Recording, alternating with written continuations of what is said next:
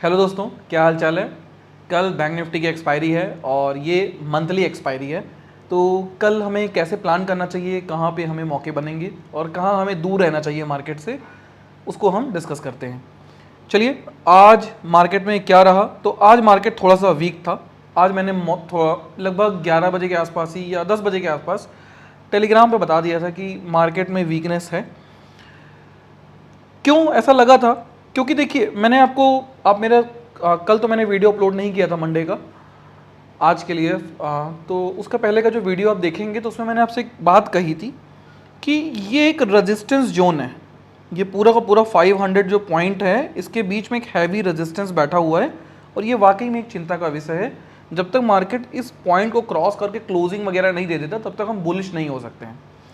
और आज आप देखेंगे तो आज मार्केट ने कल की जितनी भी बाइंग हुई है, उस पूरे बाइंग को अपने अंदर समा लिया है। मतलब बेसिकली आज जो सेलर्स हैं वो ये ठान लिए हैं, वो ये बात को दिखा दे रहे हैं कि हम मार्केट को 49,370 के ऊपर नहीं जाने देंगे। बोले तो नहीं जाने देंगे। ये सेलर ने मान लिया है, ठान लिया है। और उसके बाद एक हैवी सेलिंग आई मार्केट में आज, और मार्केट की फाइनल क्लोजिंग हुई है 4960 पे। देखिए दोस्तों, मैं आपको एक बताना चाहूँगा 4960 जो ये जो पॉइंट है, इसको पहले हम एक बार फ्यूचर के साथ समझ लें कि फ्यूचर क्या कह रहा है। तो बैंक निफ्टी का जो फ्यूचर चल रहा है मई एक्सपायरी का, जो कि कल एक्सपायर होने वाला है, वो चल रहा है 49,131 पे, 131। ठीक, मार्केट कहाँ चल रहा है?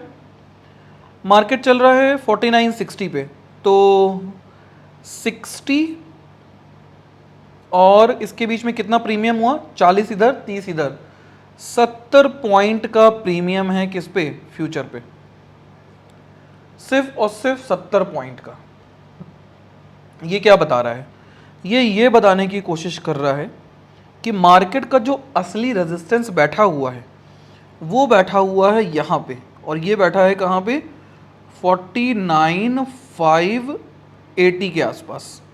और आज मार्केट की जो क्लोजिंग हुई है उसके पहले एक गैप क्रिएटेड है, और इस गैप के बीच में अगर मार्केट आएगा तो हो सकता है फंस के रह जाएगा, फिर नीचे नहीं जा पाएगा।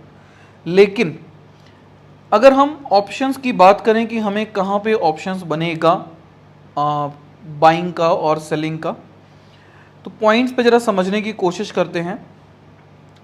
एक सपोर्ट निकल के आ रहा है मार्केट में, और सपोर्ट निकल के आ रहा है 48 950 950 पे। ये एक सपोर्ट का काम कर सकता है। और एक रेजिस्टेंस निकल के आ रहा है 49,150 के आसपास। लगभग ये कितने पॉइंट्स बनते हैं? लगभग ये बन रहे हैं 200 पॉइंट, है ना। ये लगभग बन रहे हैं 200 पॉइंट। अब ये 200 पॉइंट में अगर बीच में मार्केट फंसता है तो पैसा नहीं बनेगा, क्योंकि बैंक निफ्टी के प्रीमियम लगभग 150-200 पॉइंट के रहेंगे मॉर्निंग में, और वो धीरे धीरे ख़त्म होंगे। तो उसमें आप फंस के रह जाओगे मॉर्निंग में, तो पैसा नहीं बना पाओगे।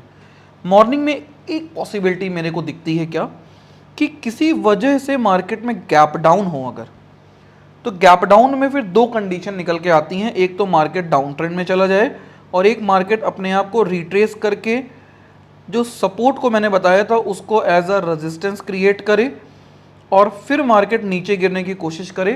तो आपको जो याद रखना है लेवल कल के लिए, वो ये 48,950 का लेवल और 49,150 का लेवल।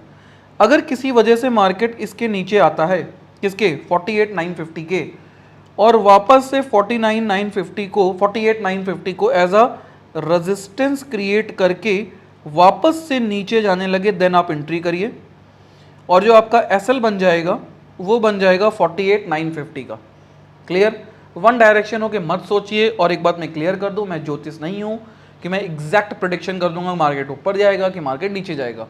हर एक पल मार्केट का मूड बदल सकता है, तो हमें उसके हिसाब से अपनी पोजीशंस को चेंज करना चाहिए। अगर हम बात करें फ्यूचर से, तो फ्यूचर में आज अपने को जो वॉल्यूम देखने को मिला है काफ़ी अच्छा वॉल्यूम था। मतलब आज सेलिंग हावी थी, डिमांड कम थी, और इस कंडीशन में अगर सप्लाई ज़्यादा आ रही है डिमांड से तो हो सकता है एक डाउनफॉल देखने को मिल सकता है मार्केट में कल के दिन।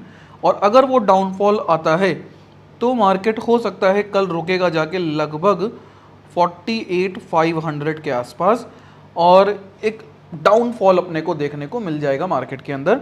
लेकिन ये तभी होगा जब 48,950 के नीचे मार्केट जाए और उसको एज अ रेजिस्टेंस बना के वापस नीचे गिरे, तभी आप इस एंट्री में घुसिएगा, अदरवाइज मत घुसिएगा। अगर ये डाउनफॉल आता है तो इसमें एक अच्छा पैसा बनाने का मौका लग जाएगा। क्लियर है? ये मैं मार्केट के बीच में ही बता सकता हूँ, मार्केट में अभी मैं नहीं बता सकता। तो बस कल के लिए फिलहाल के लिए 2 पॉइंट ही आपको याद रखने हैं, 48,950 एंड 49,150। इन अगर किसी वजह से 48,950 ब्रेक होता है देन आपके पास लगभग टारगेट मिल जाएंगे 48,500 तक के। पॉसिबिलिटी है कि मार्केट में एक डाउन साइड में मोमेंटम देखने को कल मिल जाए।